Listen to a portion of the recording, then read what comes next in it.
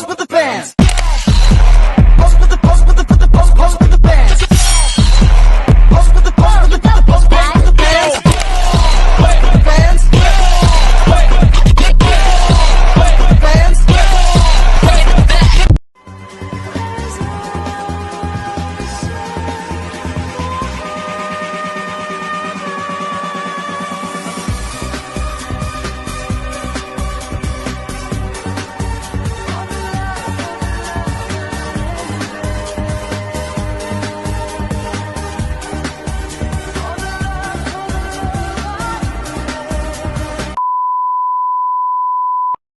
Baik, perkenalkan nama saya Oprosya Bisa dengan nilai 183. Di sini saya akan menjelaskan kerajaan-kerajaan Hindu. Yang pertama yaitu Kerajaan Kutai. Nah, apa sih pengertian Kerajaan Kutai di sini? Kerajaan Kutai adalah kerajaan Hindu tertua di Indonesia yang berdiri sekitar abad ke-4 Masehi di Muara Kaman, Kalimantan Timur, di tepi Sungai Mahakam. Nah, nama Kutai sendiri ini berasal dari temuan prasasti Yupa yang menjadi bukti pertama adanya kerajaan bercorak Hindu di Nusantara. Nah, sejarah singkat dari kerajaan Kutai ini adalah didirikan oleh Kudungga, raja pertama Kutai. Jadi raja pertamanya itu yaitu Raja Kudungga, begitu ya. Nah, setelah itu diperintah oleh Aswaranman yang dianggap sebagai pendiri dinasti karena pertama kali menggunakan nama bergaya Sanskerta.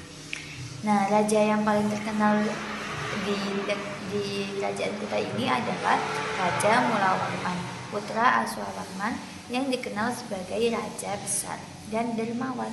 Nah, bukti sejarahnya berupa 7 prasasti Yupa yang berhuruf Pallawa dan berbahasa Sanskerta. Dan di sini ada peninggalan-peninggalan dari kerajaan Kutai, yaitu yang pertama prasasti Yupa.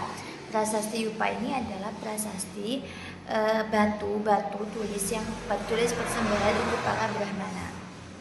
Nah, bukti awal penyebarannya agama Hindu yaitu Siwaisme di Nusantara. Dan yang kedua adalah Kerajaan Tarumanegara. Nah, pengertiannya Kerajaan Tarumanegara itu apa sih? Di mana sih Kerajaan Tarumanegara ini berdiri begitu? Nah, Kerajaan Tarumanegara yaitu kerajaan Hindu tertua di Pulau Jawa. Nah, sekitar abad ke-5 Masehi berlokasi di sekitar Sunda, yaitu di Bogor, Jawa Barat. Kerajaan ini tuh berperan penting dalam penyebaran agama Hindu di Jawa. Nah, biografi dari kerajaan ini yaitu didirikan oleh Dirajayasa Warman tetapi raja ini terkenal dari Tarumanegara yang adalah Purnawarman. Nah, di masa Purnawarman ini kerajaan mengalami masa kejaya-jayanya, terutama dalam bidang pertanian dan bidang irigasi. Nah, bukti peninggalannya itu yaitu menunjukkan pengaruh kuat Hindu di kerajaan ini. Nah, peninggalannya itu ada yang pertama prasasti Caritaun. Apa sih prasasti Caritaun? Prasasti Caritaun itu batu yang di situ tuh ada cap telapak kaki Raja Purnawarman. Yang kedua yaitu prasasti Tugu, prasasti kebun kopi, prasasti jambu dan lain-lainnya. Cap kaki raja yaitu melambangkan bahwa kekuasaannya dianggap sebagai peningsan Dewa Wisnu. Ya. Nah, kita lanjut. Yang ketiga yaitu Kerajaan Mataram. Kerajaan Mataram kuno ini kerajaan kerajaan besar yang berdiri di Jawa Tengah yang berkembang antara abad ke-8 sampai ke-11 Masehi. Nah, kerajaan ini tuh beda sama yang lain karena kerajaan ini pernah bercorak antara Hindu dan Buddha begitu. Nah, biografi singkatnya yaitu awalnya itu dipimpin oleh Raja Sanjaya yang menganut agama Hindu Siwa. Nah, kemudian setelah itu muncullah dinasti Shailendra yang menganut Buddha Mahayana dan membangun candi Borobudur begitu. Nah, setelah itu kekuasaannya berpindah ke Jawa Timur. Kan tadi awalnya di Jawa Barat ya. Sekarang berpindah ke Jawa Timur dan berkembang menjadi kerajaan Medang di bawah Raja Mpu Sendong. Nah, setelah itu pusat kerajaannya pernah berada di sekitar Prambanan dan Dieng juga. Nah, di sini kita sudah membahas peninggalan-peninggalannya. Peninggalan-peninggalannya itu yang pertama itu Candi Borobudur. Pernah dengar kan Candi Borobudur, Candi Prambanan, Candi Kalasan, Candi Sewu. Nah, prasastinya itu prasasti Kalasan, prasasti Canggal, dan prasasti Mantiasi. Baik, sekian dari saya. Maaf atas kurang lebihnya. Assalamualaikum warahmatullahi wabarakatuh. Assalamualaikum warahmatullahi wabarakatuh. Di sini saya akan menjelaskan kerajaan Buddha yang pernah ada di Indonesia. Yang pertama ada Kerajaan Sriwijaya. Kerajaan sudah berkembang pada abad ke-7 hingga ke-13 Masehi, berletak di Palembang, Sumatera Selatan. Agama utamanya yaitu Buddha Mahayana. Raja terkenalnya yaitu Dapunta Hyang Sari Jayansa. Ciri khasnya yaitu menjadi pusat penyebaran agama Buddha di Asia Tenggara. Banyak pendeta dari luar negeri seperti Ai Taising dari Tiongkok belajar agama Buddha di Sriwijaya. Memiliki kekuatan maritim besar dan menguasai jalur perdagangan di Selat Malaka. Peninggalannya yaitu berupa Prasasti Kedukan, Bukit Prasasti, Talang Tua, Prasasti Ligor, Prasasti Telaga Batu, Arca Buddha Valokitesvara. Dan yang kedua yaitu ada Kerajaan Kalingga yang berdiri pada abad ke-6 hingga ke-7 Masehi, berletak di Jawa Tengah bagian utara sekitar Jepara, Pekalongan. Raja terkenalnya yaitu Ratu Sima. Agama utama yang dianut adalah Buddha Mahayana. Ciri khasnya dikenal sebagai kerajaan yang menjunjung tinggi kejujuran dan keadilan. Menjadi salah satu kerajaan awal yang menganut ajaran Buddha di Jawa.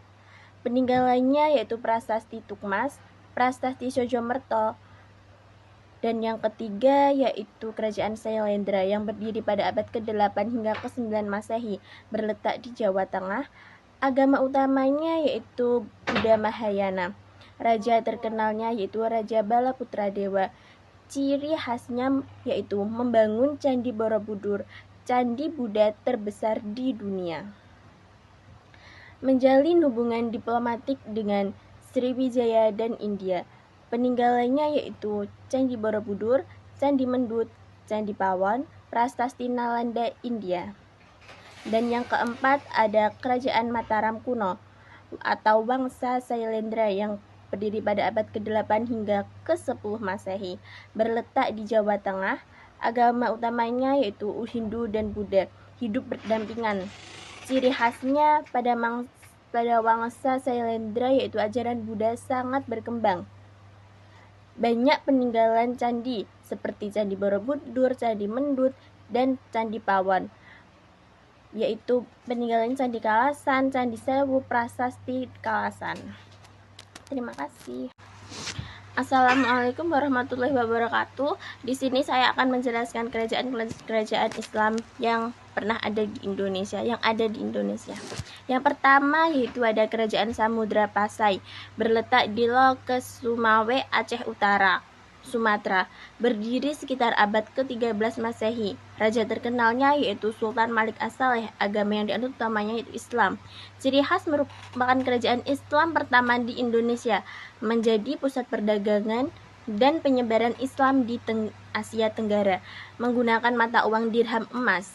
Peninggalannya yaitu berupa makam Sultan Malik As-Saleh, prasasti dan batu nisan bertulisan Arab. Dan yang kedua yaitu ada Kesultanan Demak, berletak di Jawa Tengah, Demak. berdiri sekitar abad ke-15 Masehi. Raja terkenalnya yaitu Raden Patih.